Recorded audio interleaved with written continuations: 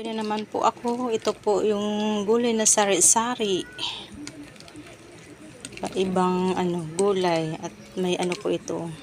Talbos ng kamote and alokbati. Ayan, iba-iba po yan.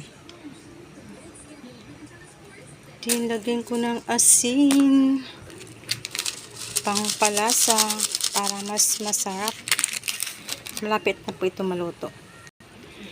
At meron po siyang piniritong isda na hinimay-himay ko. Ayan. Ang sarap po nito guys. Mahilig talaga kami sa gulay. At ito na po.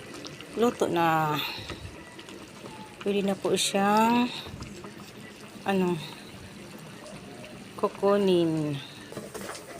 Ayan, pwede na po siya. Yan.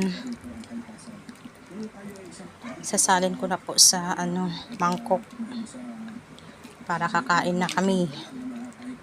Masarap po ito kasi puro po to sariwa na gulay. Masarap talaga ito kasi may piniritong isda. Himay-himay po.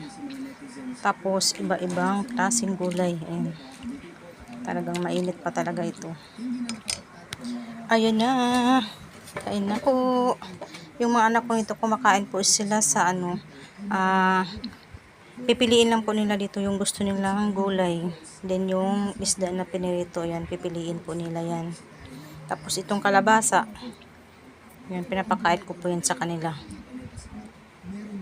Yan, kain na po tayo.